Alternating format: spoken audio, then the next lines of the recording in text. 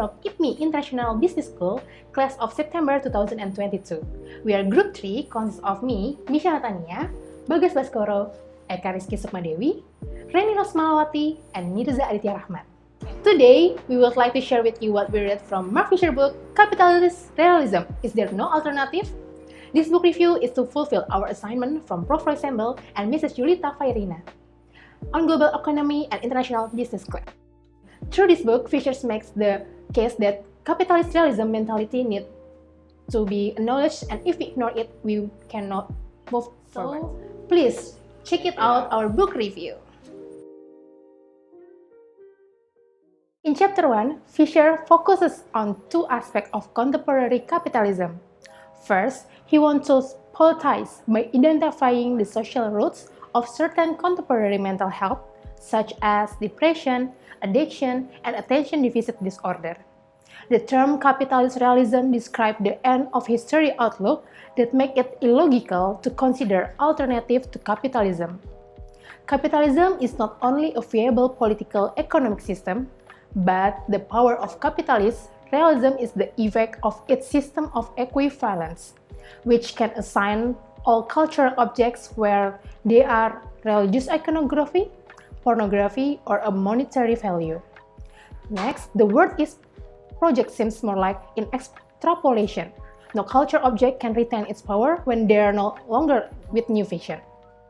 In the next chapter, Fisher told us about what if we held a protest and everyone came. Capitalists bring a massive desacralization of culture. System which is no longer governed by any transcendent law.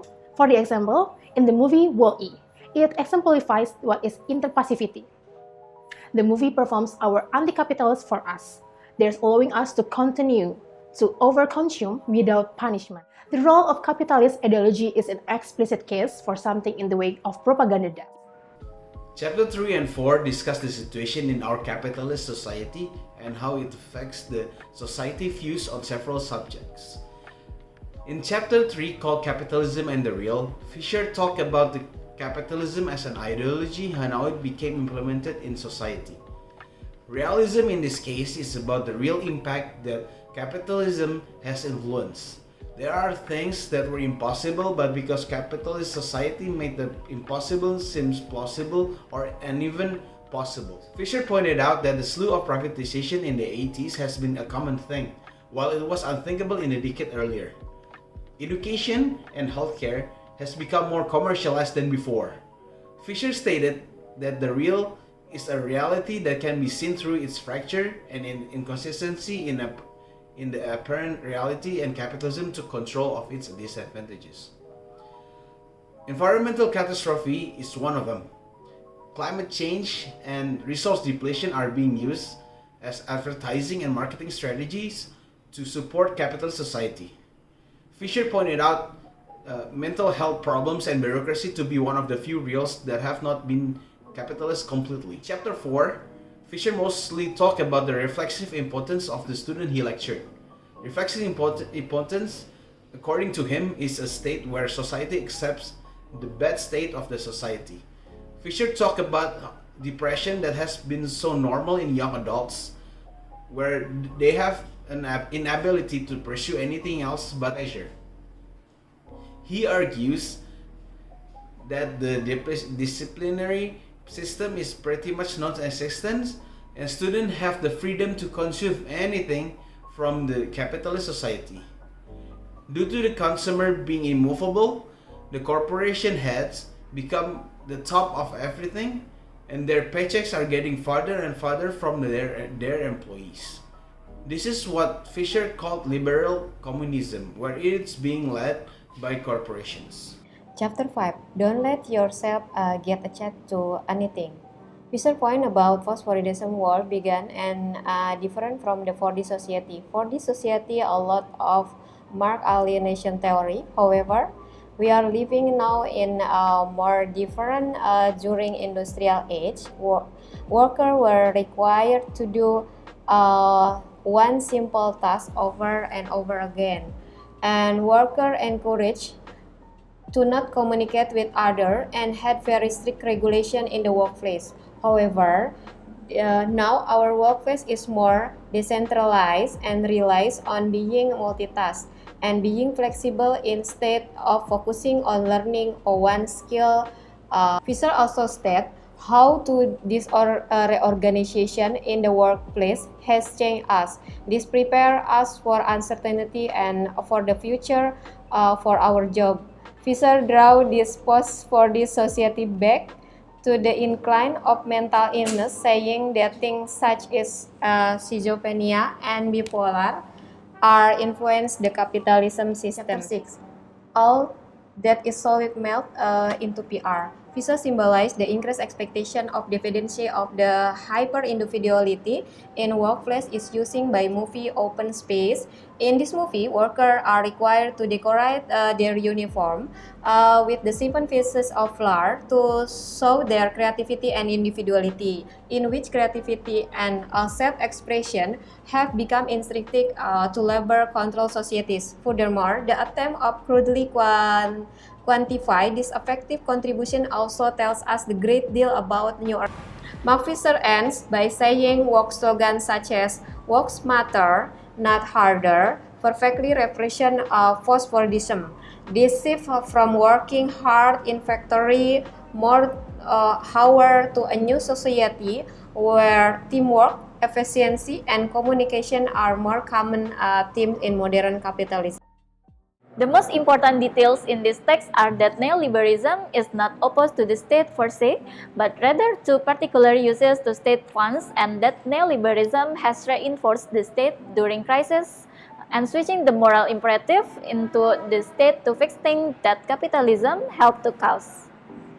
Fisher also discussed the nanny state or the government regarded as overprotective or interfering unduly with personal choice, and compares this to how we are in late capitalism, where we accept the new word as true word, editing out the point of suture. This coping mechanism play a special role in late-stage capitalism, as our condition in capitalism are constantly being confirmed to and accepted.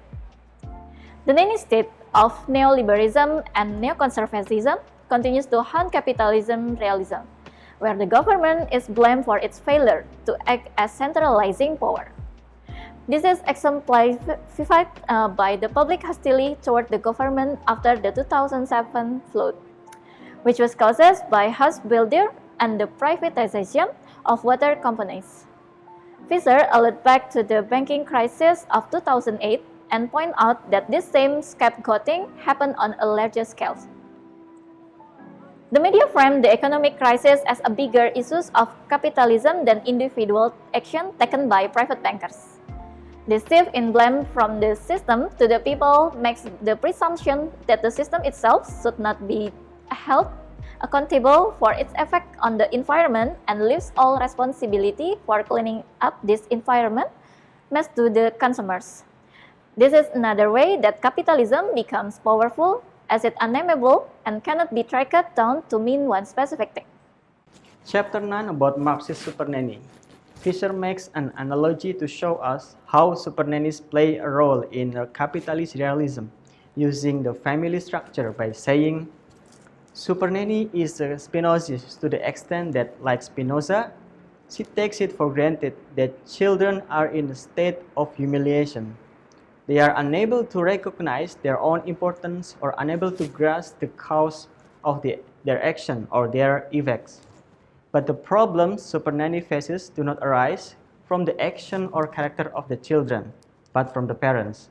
It is the parents following the trajectory of pleasure principle, the path of least resistance, which cause most of the misery in the family. Spinoza said that it is the path followed by parents that determines the future outcomes, that in most cases, this is the path of easiest and least resistance. However, this can lead to problems because even the easiest life often sees parents having to fulfill their children's every wish, which can be tyrannical. It is the job of Marxist supernanny to look into structure that make this possible. In conclusion, Capitalist Realism, Is There No Alternative? Is a book by Mark Fisher, an English cultural theorist, which is examine the phenomenon of capitalist realism, the widespread belief that capitalist system is the only viable economic political system. The book argues that this belief has become so pervasive in our culture that it's become the default setting for how we think about the world. Fisher argues that in order to overcome capitalist realism, we must first develop an understanding of how it functions and how it has come to dominate our culture.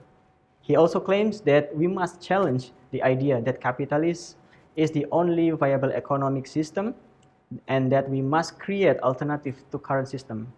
He calls for creation of new kind of politics. One is based on principle of solidarity and collective action rather than competition and individualism.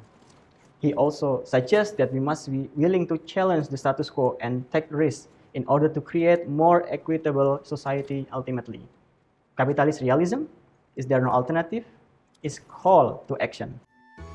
That's all, folks. Thank you for your time and your attention. Enjoy the rest of your day and see ya!